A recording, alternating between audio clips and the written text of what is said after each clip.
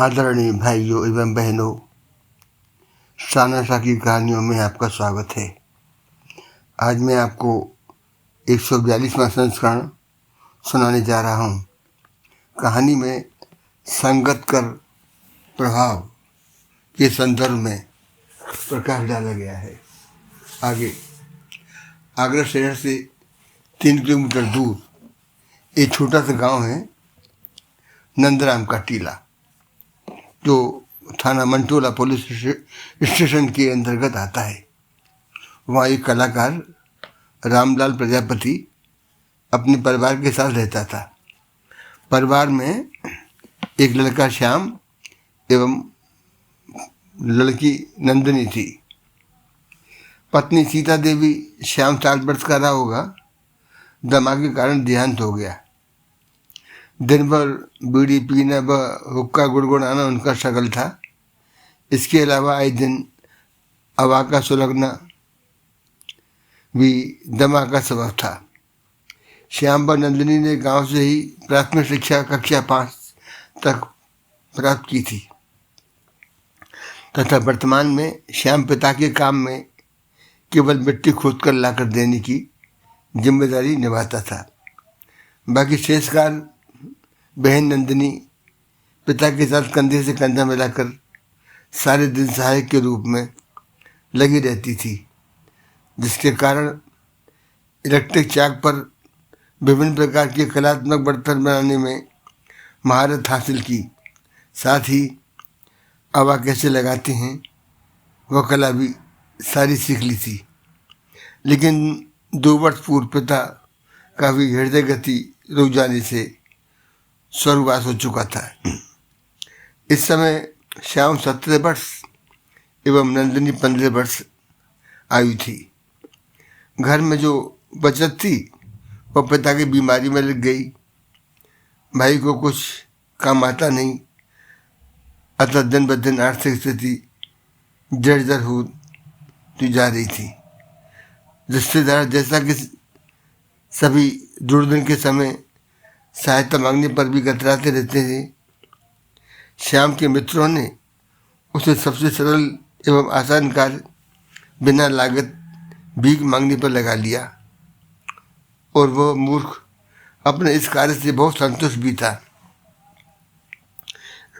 इधर नंदिनी कर्म पर विश्वास के कारण अपने पुश्तैनी कार्य में जी जान से अकेले ही संघर्ष कर रही थी। हफ्ते में 2 दिन प्रातः 5 बजे उठकर खदान से मिट्टी खोदकर गदी पर लाद कर लाना, मिट्टी तैयार कर चाक पर बर्तन बना, हवा में पका, ढगील पर रख 3 किलोमीटर दूर आगरा शहर में बेचना व शाम 6 बजे वापस लौटाना भी उसकी रोज की दिनचर्या थी। भाई श्याम आगरा में भिखारियों के साथ बैठकर भीख मांगकर बाहरी खाना खाकर बिना घर की कोई जिम्मेदारी निभाई दिन काट रहा था। तथा बड़े गर्व से बहन को भी भीख मांगने को उत्साहित करता था। एक दिन उसने बहन से किसी बहाने 1500 रुपये उधार देने को बाजार में, जहाँ नंदिनी मिट्टी के बर्तन बेचती थी, मांगने गया। नंदिनी ने कहा कि मेरे पास तो केवल 800 रुपये की ही बिक्री हुई है, चाहो तो 800 रुपये उधार ले सकते हो। जिसके प्रत्युत्तर में बहन का मजाक उड़ाते बोला, बस 800 रुपये? सुबह 8 बजे से शाम 5 बजे तक के अंतराल में इतना ही कमाया है? अरे मुझे देख, मैं घर से 12 बजे दोपहर को निकला था और अब 5 बजे तक 1200 कमा लिए हैं। सोच, मेरा काम बिना किसी मेहनत एवं लागत के आसानी से इतना कमा लेता हूँ। तू भी चाहे तो मेरी लाइन में आ सकती है, सारे तरीके भीख मांगने के बता दूंगा। हाँ, आजकल लोग तिरस्कार दृष्टि से जरूर देखते हैं, कहते हैं इतना जवान होकर कुछ कमा क्यों नहीं सकता। अतः अब कल से भीख मांगने का तरीका बदलने जा रहा हूँ। दूसरे दिन से श्याम ने जर्जर गंदे कपड़े पहन सीधे पांव को टखने से नीचे ड्रेसिंग पट्टी से टेढ़ा कर बांधा। आयोडीन की कुछ बूंदें डाल उसके ऊपर शर्ट टपकाया और एक पुरानी बैसाखी से चलकर व्यस्त रोड पर गड़गड़ा कर दयनीय स्थिति बना दी। पट्टी पर शर्ट टपकाने से मक्खियां भिनभिनाने लगी, जिसको देख शीघ्र लोग दया कर पैसे दे जाते थे। इसके कारण पहले से भी अधिक आय होने लगी। इधर नंदिनी बड़े मनोयोग से कलात्मक मिट्टी के बर्तन तैयार कर शहर के व्यस्त इलाके में ढकेल लेकर खड़ी रहती थी।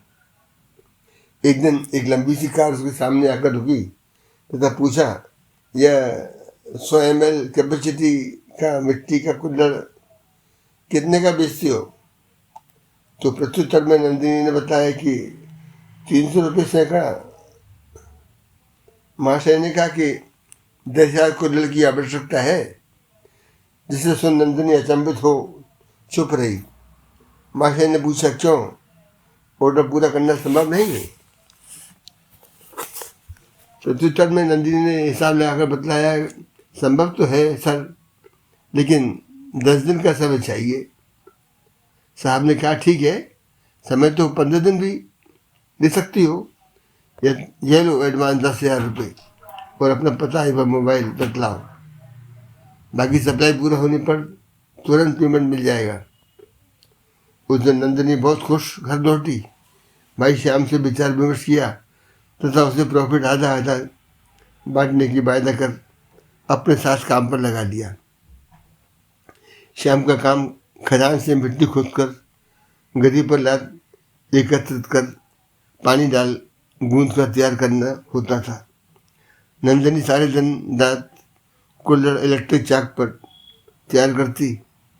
हवा तैयार कर कुल्हड़ पकाकर तैयार कर ढेर लगा दी गई। श्याम को भी अब काम में मजा आने लगा। हाँ, एक पुरानी घटना याद आई।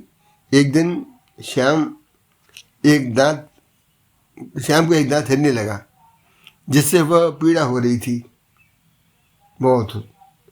वह आगरा के दंत चिकित्सक के पास गया। चिकित्सक ने बतलाया कि राय देने की फीस 100 रुपये, दांत शून्य करके निकालने की फीस 400 रुपये अलग से देने होंगे। श्याम की स्वीकृति पर दंत चिकित्सक ने दांत की पास मसूड़े में शून्य का इंजेक्शन लगा दिया। 5 मिनट इंतजार करने को वेटिंग रूम में बिठा दिया तथा चिकित्सक ऑपरेशन रूम में अन्य मरीज को अटेंड करने चला गया। इसी अंतराल में श्याम इंजेक्शन लगवा वेटिंग रूम से 1 मिनट बाद ही रफू चक्कर हो गया तथा वहाँ से आधे फरलांग दूर अन्य दंत चिकित्सक के पास पहुँच दांत निकालने की गुहार लगाने लगा। चिकित्सक ने श्याम को फीस बाबत जब अवगत कराया तो श्याम ने कहा कि बिना शून्य किए ही दांत निकाल दीजिए डॉक्टर साहब। चिकित्सक द्वारा समझाने के बाद भी उसने दांत बिना उससे शून्य कराए ही निकलवाया, जिसे देख चिकित्सक ने उसकी बहादुरी से अभिभूत होकर उल्टे 200 रुपये इनाम के रूप में देकर श्याम को विदा किया। रात्रि को चिकित्सालय बंद करने के उपरांत जब दोनों चिकित्सक मिले, वह उपायुक्त रोगी की बहादुरी बाबत दूसरे चिकित्सक ने पहले वाली चिकित्सक से चर्चा की तो उसने कहा, अरे लाल रंग की शर्ट पहने तो ऐसा हुलिया वाला रोगी तो मेरे पास से ही मसूड़ा सुन कराकर रफू चक्कर हो गया था, बाद में आपके पास आ गया होगा। जिसे सुन चिकित्सक महोदय अपने को ठगा था महसूस कर अफसोस करने लगा। इधर श्याम के साथ नंदिनी ने लगातार अथक परिश्रम द्वारा 10,000 कुल्हड़ तैयार कर गत्ते में अच्छी पैकिंग कर बड़ी सफाई से साहब के बतलाए स्थान पर ऑर्डर समय से पहले ही सप्लाई कर दिया, जिससे साहब बहुत प्रसन्न हुए। साहब आगरा यूनिवर्सिटी में वाइस चांसलर के पद पर कार्यरत थे। श्याम के व्यवहार एवं अथक परिश्रम से प्रभावित हो उसको यूनिवर्सिटी गेट पर सिक्योरिटी गार्ड की जगह नियुक्त किया तथा कठोर निर्देश दिए कि कोई भी बिना पहचान पत्र के यूनिवर्सिटी में घुसने नहीं पाए, सख्ती से मना कर देना। वाइस चांसलर की आज्ञा से श्याम गार्ड की वर्दी पहन यूनिवर्सिटी गेट पर तैनात हो गया। एक दिन वाइस चांसलर का लड़का मोटरसाइकिल पर बहन को पीछे बैठा क्लास अटेंड करने आया तो गार्ड ने उसे वहीं रोककर आदेशानुसार पहचान पत्र दिखलाने का आग्रह करने लगा। बहन ने तो कार्ड दिखलाकर अंदर चली गई, लेकिन भाई ने कार्ड नहीं होते हुए भी नहीं दिखलाया। तब गार्ड से बहस करने लगा कि जानते हो मैं वाइस चांसलर का पुत्र हूँ, कोई कार्ड वार्ड नहीं दिखलाऊंगा। तब वाइस चांसलर का फोन पुत्र के पास उसी समय आया कि तुम कहाँ हो, तुम्हारा लेक्चर मिस हो रहा है। प्रत्युत्तर में लड़के ने कहा कि 10 मिनट से गार्ड ने रुक रखा है, मेरे बतलाने पर भी जाने नहीं दे रहा। वाइस चांसलर साहब ने नाराज होकर उनके गार्ड को फोन पर डांटते हुए निर्देश दिया कि भविष्य में मेरे पुत्र तथा मेरे किसी भी रिश्तेदार को रोकने की कोई आवश्यकता नहीं है। आगे से गंभीरतापूर्वक ध्यान रखें एवं पुत्र को आने दें। गार्ड ने बीसी साहब के नए निर्देशानुसार सॉरी कहते हुए पुत्र को बिना कार्ड दिखलाए यूनिवर्सिटी कैंपस में जाने दिया, जिसको शरारती छात्रों ने भी दूर से भाग लिया। इधर शरारती लड़के वाइस चांसलर के पुत्र के बुरे व्यवहार के कारण उसको दंडित करने की कई दिनों से योजना बना रहे थे। अतः एक दिन बीसी साहब का पुत्र यूनिवर्सिटी कैंपस में पार्क में अकेला बैठा हुआ देख एक शरारती लड़का अंदर गया तथा गार्ड से बोला, मैं बीसी साहब का भांजा हूँ, अतः जाने दें। मैं यह कहकर अंदर पार्क में बैठा वाइस चांसलर के पुत्र को बुरी तरह ठुकाई कर बाउंड्री फांद कर रफू चक्कर हो गया। वाइस चांसलर साहब को वारदात बाबत मालूम होते ही सीधे अस्पताल की इमरजेंसी कक्ष में पहुँचे। वहाँ चिकित्सक के आश्वासन पर कि उनका पुत्र खतरे से बाहर है, कोई चिंता नहीं करें। इतने में बीसी साहब की पुत्री भी भाई को देखने पहुंची तथा बीसी साहब को कहा कि डैडी बुरा न मानो तो कुछ कहूँ। यह भाई पहले दिन कार्ड होते हुए भी बीसी का पुत्र होने के अहंकार में रहा और आपने भी गार्ड को नियम तोड़ने की इजाज़त पेस्ट्री इशू बेस बनाकर प्रदान की, जिसका ये नतीजा है।